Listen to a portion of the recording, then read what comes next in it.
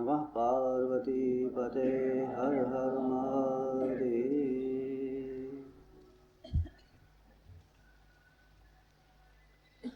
आज हम यानी श्री गीता के चौथे अध्याय का तीसरा श्लोक ले रहे हैं।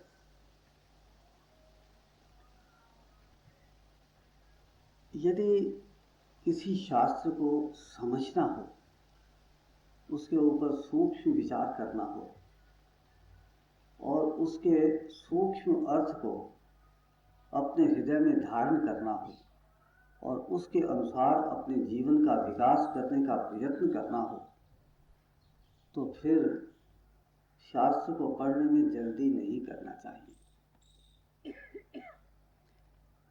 ये कोई अखबार तो है नहीं, न्यूज़पेपर नहीं है, ये कोई उपन्यास भी नहीं है, कोई कहानियों की पुस्तक भी नहीं है। ये तो अध्यात्म शास्त्र है। गीता हो, रामायण हो, उपनिषद हो, योग दर्शन हो, गुरु ग्रंथ साहब हो, ये ग्रंथ ऐसे हैं कि इनका यदि आप पाठ करते चले जाएं, जैसे कि टेप रिकॉर्डर लगा देते हैं और वो पाठ कर देता है, तो टेप रिकॉर्डर के मशीन की तरह यदि आप इसका पाठ करके निवृत्त हो जाएंगे तो आपको वो लाभ प्राप्त नहीं हो सकेगा जिसकी कि आप इच्छा करते हैं, आशा करते हैं। फिर तो आपको धीरे धीरे समझ करके उसके ऊपर विचार करके और उसका अध्ययन करना होगा। मैं ये नहीं कहता कि आप पाठ नहीं करो, पाठ का अपना एक महत्व है,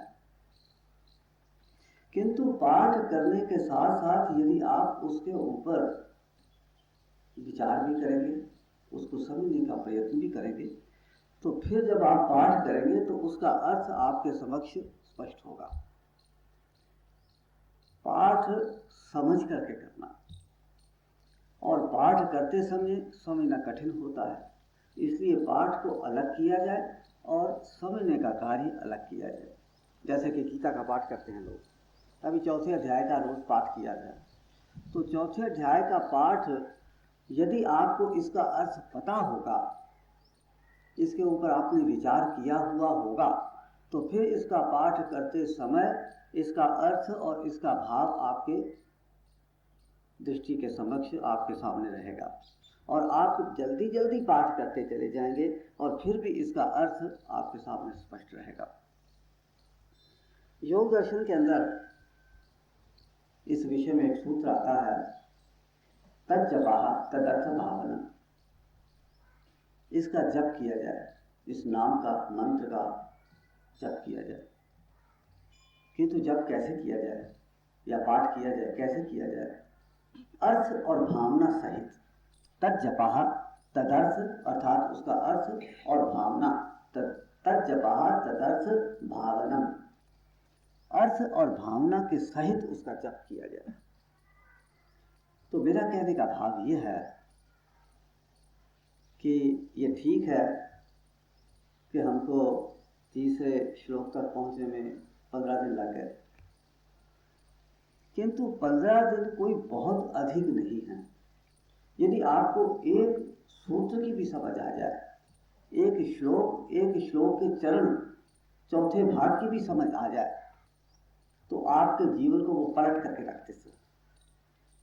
और ये जो विषय है, चौथे अध्याय के अंदर का विषय, कर्म संन्यास का विषय, ये बहुत महत्वपूर्ण विषय है।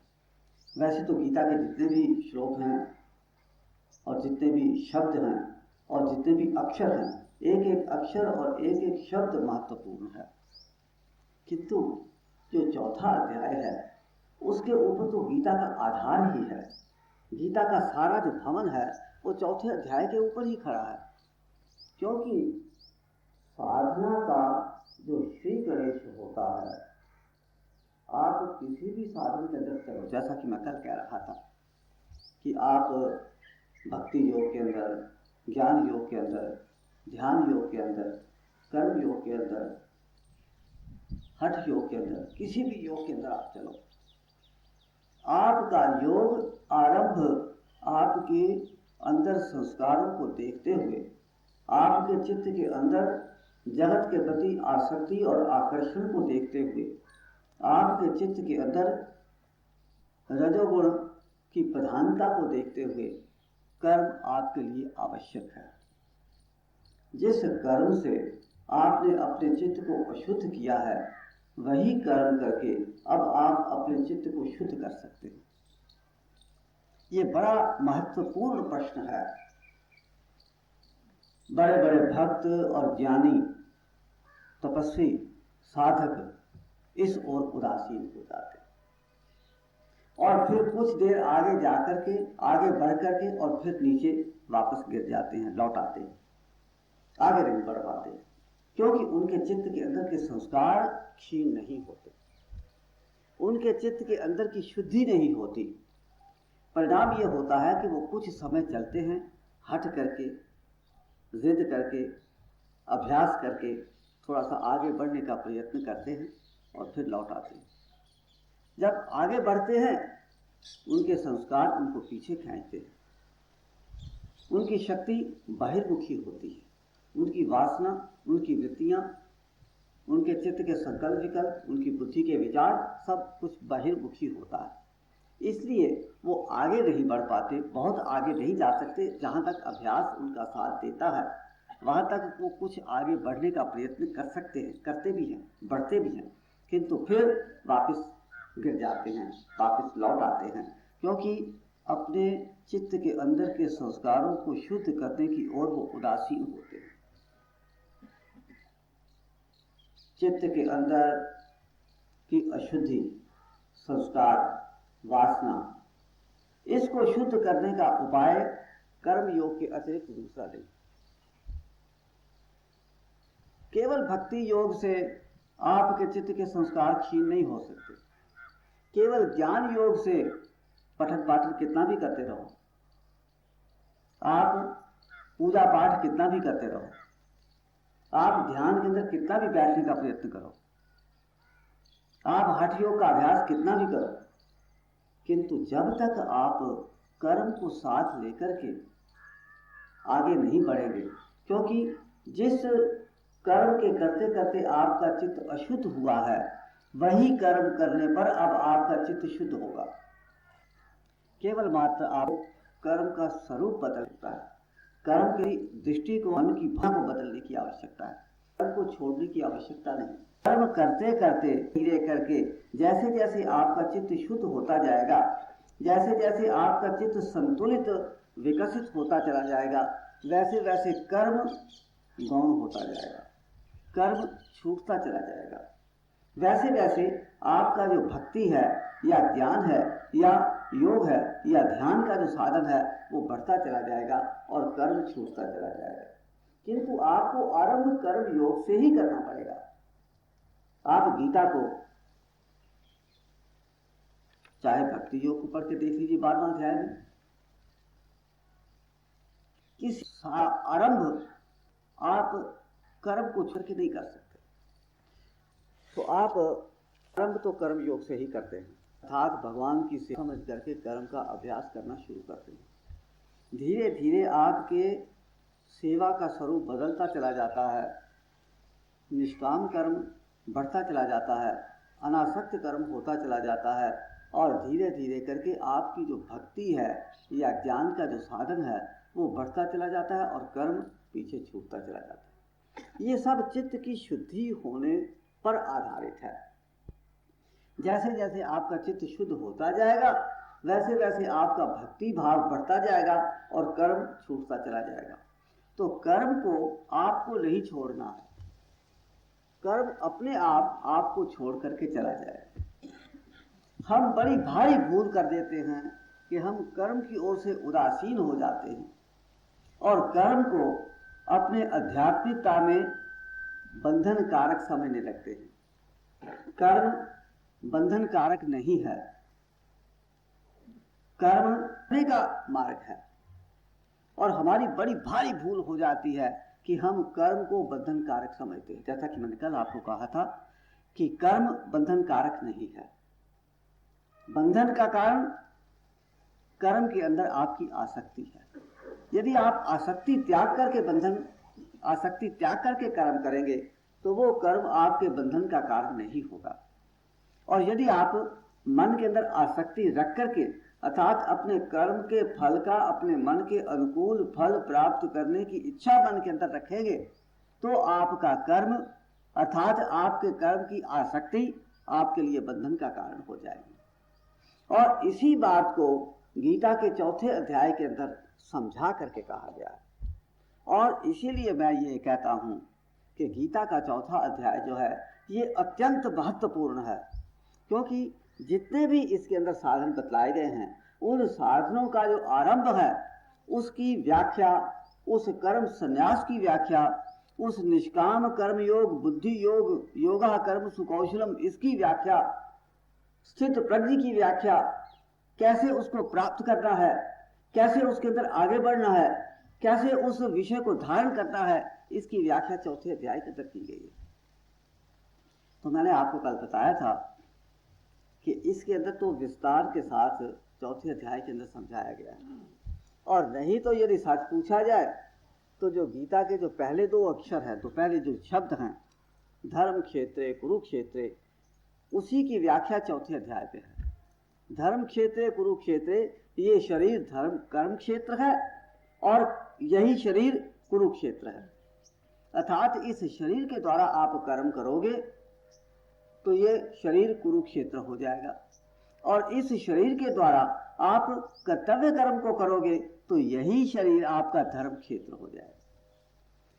कर्म करना कुरुक्षेत्र, और कर्म को कर्तव्य पूर्वक करना, धर्म कर्म करना, अधर्म कर्म नहीं करना, अकर्तव्य नहीं करना, ये आपका धर्म क्षेत्र हो जाएगा। तो इस तरह से धर्म क्षेत्र कुरुक्षेत्र, इसकी व्याख्या 4 अध्याय के अंदर है। और 4 अध्याय का जो के अंदर जो विषय समझाया गया है उस विषय का, वो विषय बाकी सब साधनों का, भक्ति ज्ञान योग इत्यादि सब साधनों का आधार है। तो इसलिए मैं आप लोगों से ऐसा कहना चाह रहा था कि इस विषय को जल्दी करने का प्रयत्न नहीं करें। समझ के आराम से धीरे धीरे करके इस विषय के एक एक शब्द को, एक एक अक्षर को, एक एक भाव और विचार को अधिक से अधिक आप समझने का प्रयत्न करें। अब हमारे पास तो विषय चूंकि सीमित होता है, 1 पौन घंटे का विषय है, और पौन घंटे का भी विषय सारा साल तो है नहीं। कुछ दिनों के लिए हम यहाँ, जब तक यहाँ भारत के अंदर हैं, देवास के अंदर हैं, तभी तक ये समय आपको उपलब्ध है। तो अधिक से अधिक 1 महीना सब मिला करके 1 महीना, 1.5 महीना, 2 महीने, और बाकी तो हम बाहर रहते हैं, इधर जाते हैं, उधर जाते हैं, अमेरिका चले जाते हैं, तो सत्संग समाप्त रहता है, बंद रहता है। तो इस विषय को यदि हम इसी तरह से करते रहें तो मेरा ऐसा मानना है कि हम 4 अध्याय को ही पूरा करने में कई वर्ष लगा देंगे, कई वर्ष का समय, क्योंकि 1-1.5 महीना 1 वर्ष के अंदर हुआ करेगा, और 4 अध्याय पूरा करने में हमको कई वर्ष लग जाएंगे। किंतु मेरा जो प्रयत्न है वो ये है कि आपको सोचने की एक दिशा प्राप्त हो जाए, आपकी जो थिंकिंग है, आपकी जो विचार शैली है, उसको विकसित करना, ये मेरा उद्देश्य है। जब आपको एक सोचने का ढंग मिल जाता है, एक सोचने की शैली आपकी हो जाती है, इस दिशा के अंदर हमको जाना है, वो दिशा आपको मिल जाती है, तो फिर उस दिशा के अंदर आप आगे बढ़ते चले जाते हैं। फिर तो ये जो 4 अध्याय है, इसको आप अपने आप अध्ययन करके और समझ करके और इसको सारा विषय अपने लिए स्पष्ट कर सकते हैं।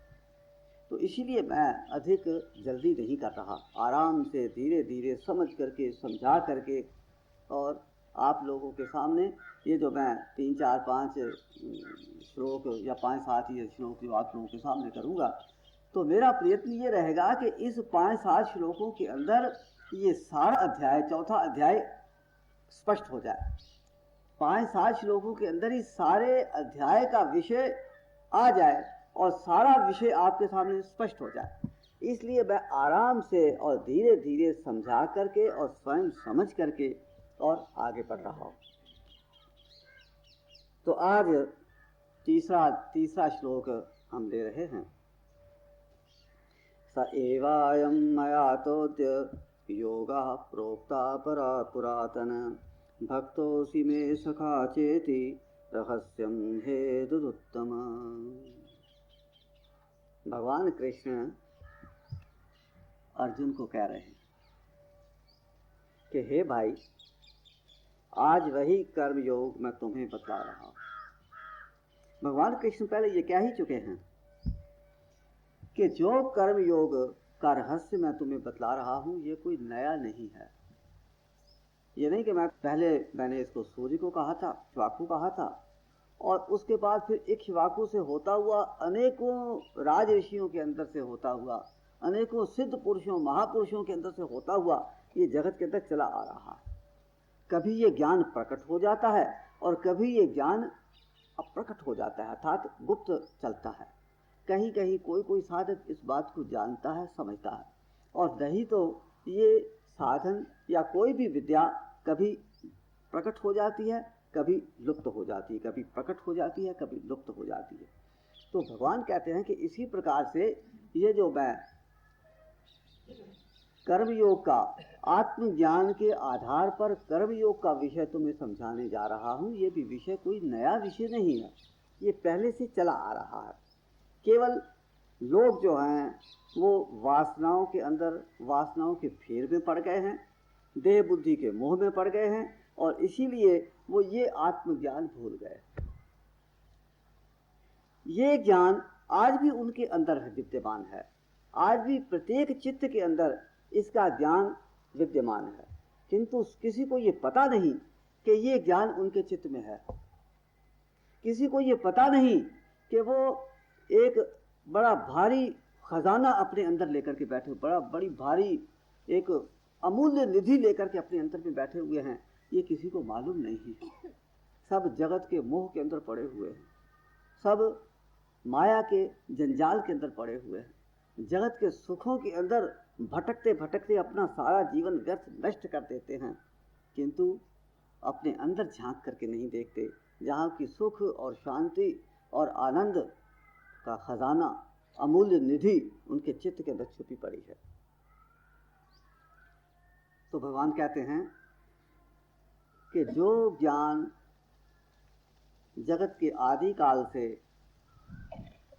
चला आ रहा है और जो ज्ञान संसार के फेर में पड़कर जीव भूल चुके हैं, आज वही ज्ञान मैं फिर तुम्हें बतलाता हूं। आज वही ज्ञान, वही कर्म योग मैं तुम्हें बतला रहा हूं।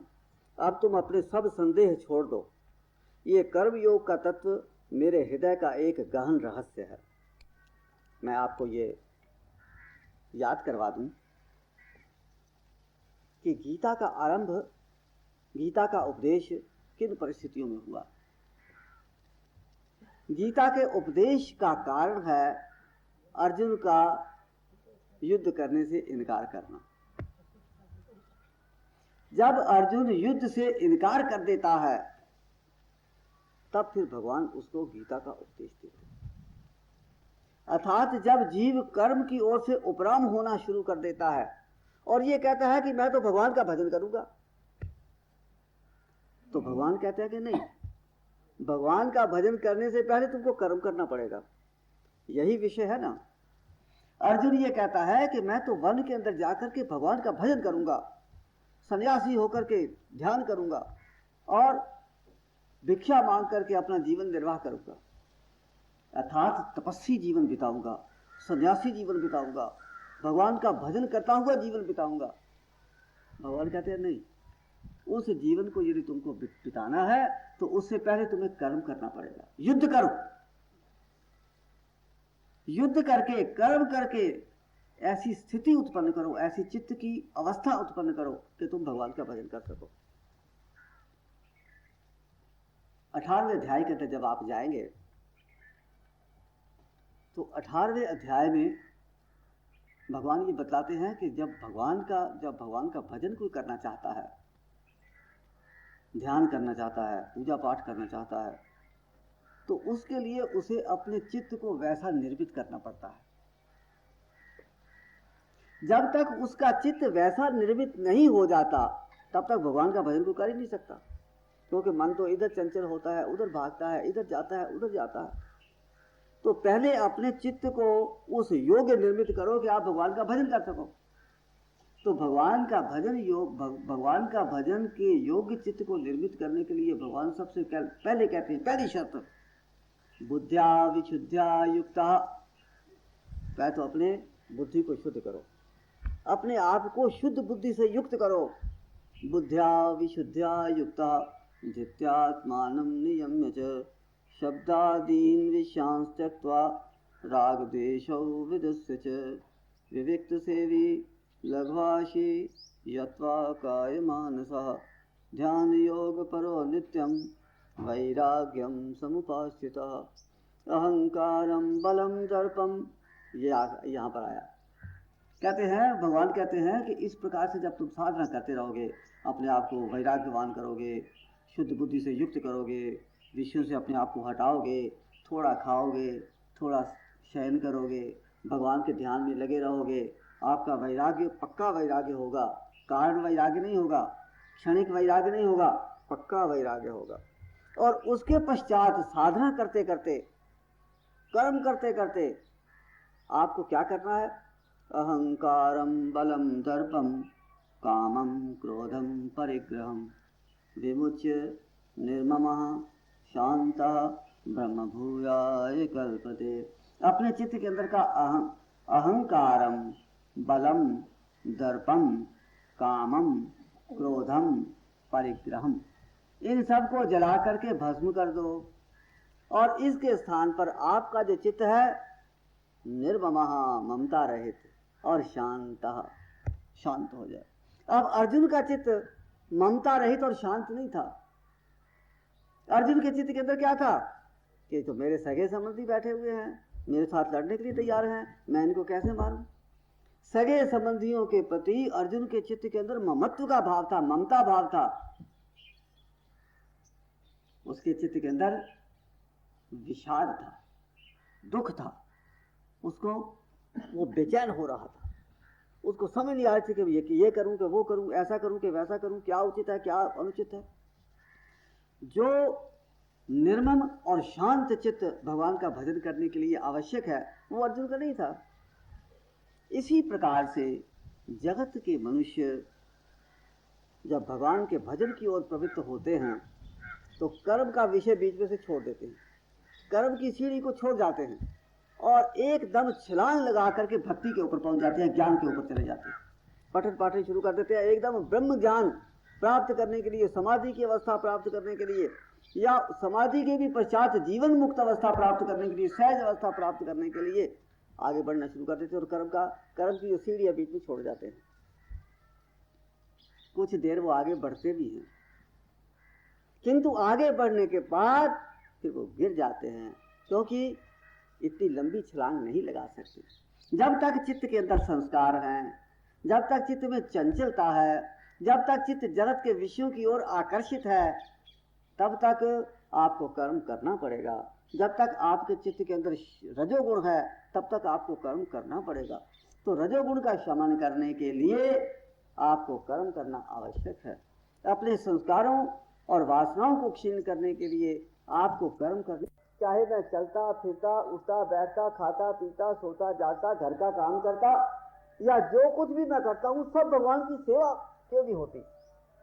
तो इस तरह से आप विचार करते करते करते करते आप ऐसी अवस्था के अंदर आओगे कि आपको ऐसी युक्ति समझ में आ जाएगी कि ये सारा आपका जो जीवन है, आपका जो प्रत्येक कर्म है, आपकी प्रत्येक प्रवृत्ति है, वो किस प्रकार से भगवान की सेवा हो सकती है। तो ये कुछ सेवा कार्य अपने सामने रख करके धीरे धीरे आपका चिंतन चलेगा, मनन चलता रहेगा और आपको फिर इस प्रकार की समझ आएगी कि आपका सारा कर्म, आपका सारा जीवन किस प्रकार से सेवामय हो सकता है। और इस तरह से धीरे धीरे करके आप सेवामय कर्म से फिर अनासक्त कर्म योग के ऊपर आते जाओगे और धीरे धीरे करके कर्म विलुप्त होता चला जाएगा, आपका कर्मयोग भी नीचे रह जाएगा और कर्मयोग से भी ऊपर फिर आप मन की मौज के अनुसार कर्म करोगे। मन की मौज, उसमें आसक्त और अनासक्त का भी भाव नहीं, किंतु इसको आपको आरंभ करना है और इसको अपने जीवन में उतारना है। इसके बिना आप भजन नहीं कर सकते, क्योंकि जब तक आप अपने मन को जगत से नहीं हटाओगे तब तक आपका मन भगवान की ओर कैसे लगेगा।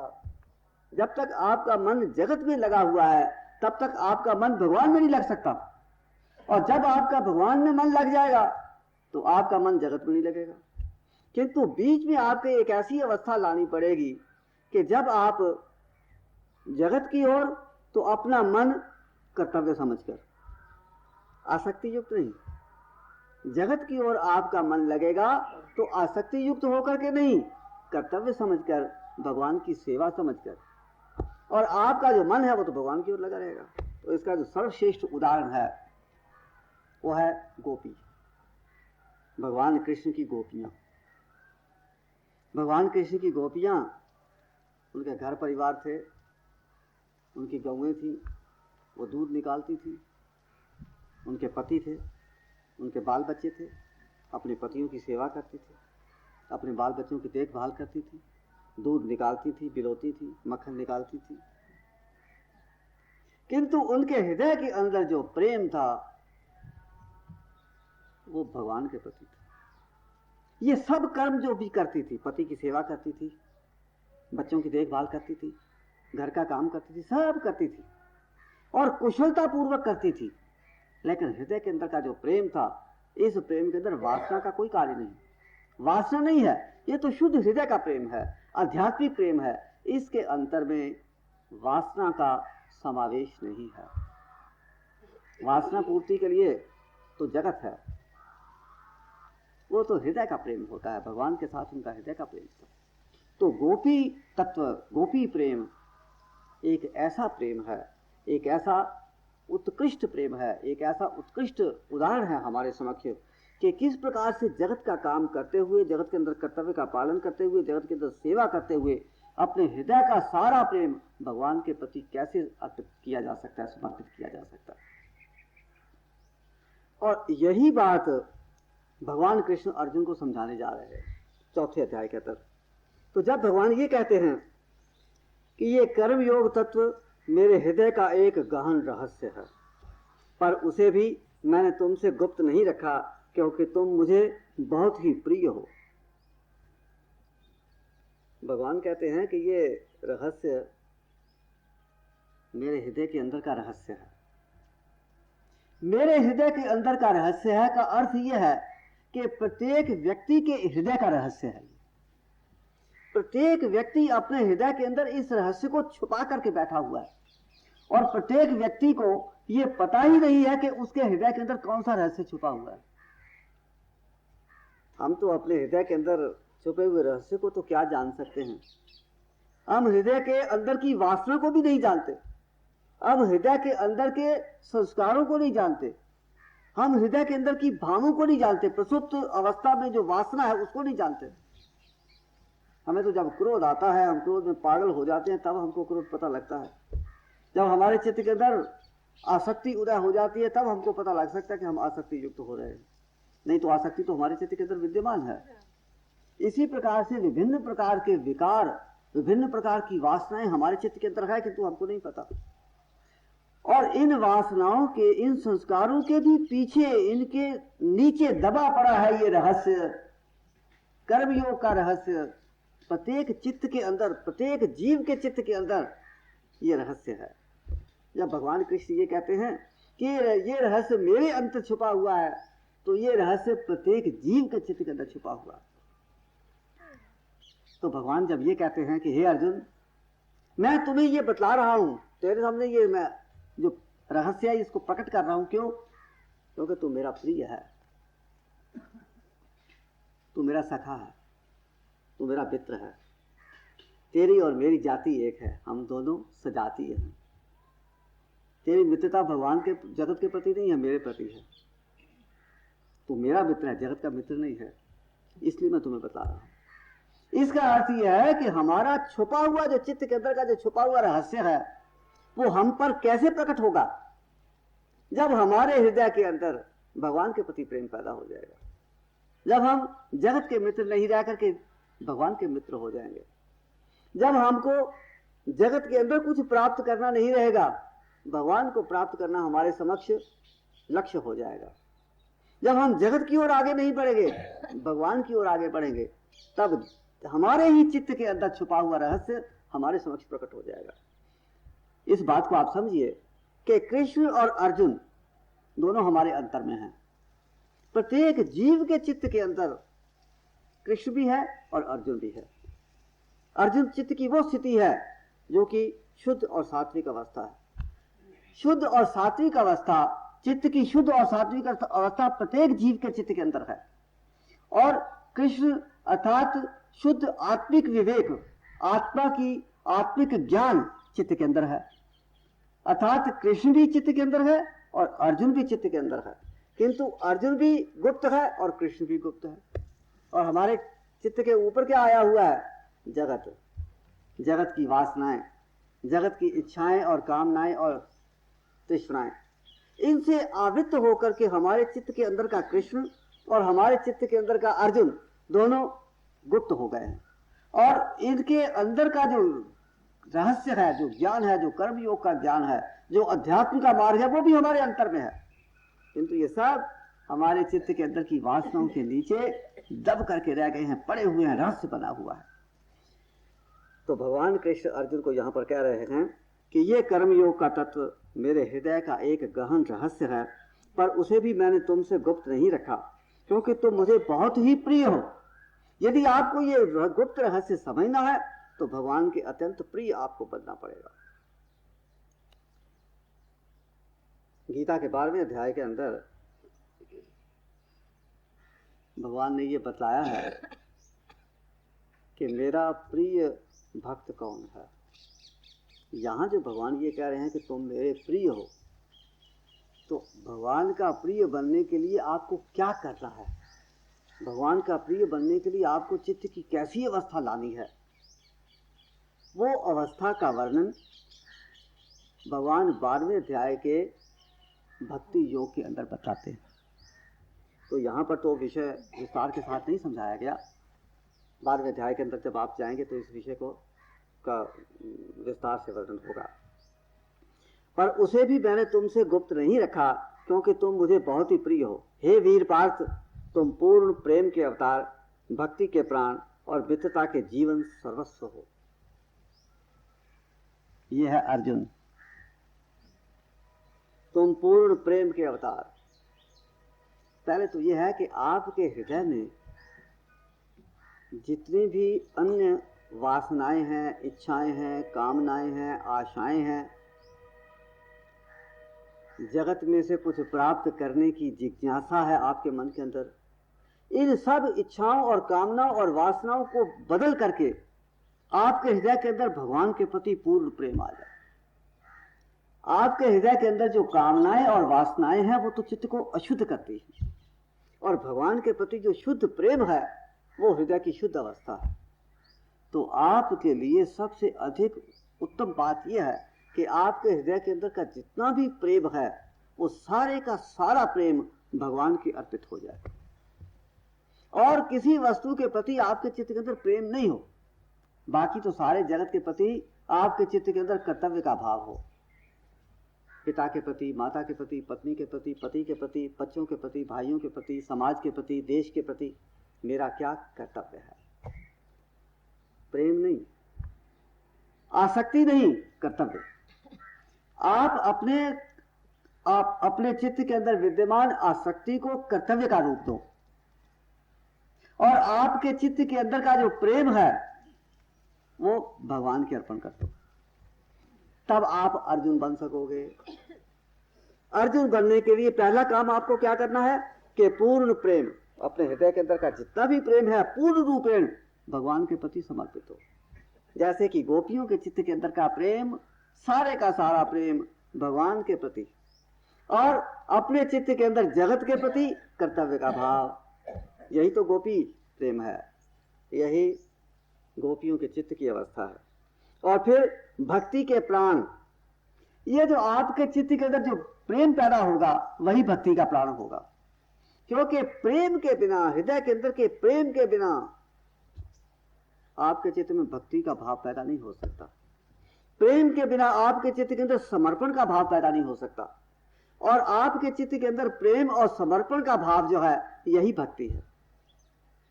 और फिर मित्रता के जीवन सर्वस्व हो, और जब तक आप किसी के प्रति प्रेम नहीं रखते, जब तक आप किसी के प्रति सर्वस्व अर्पण कर देने की क्षमता नहीं रखते, तब तक आप किसी के मित्र नहीं हो सकते।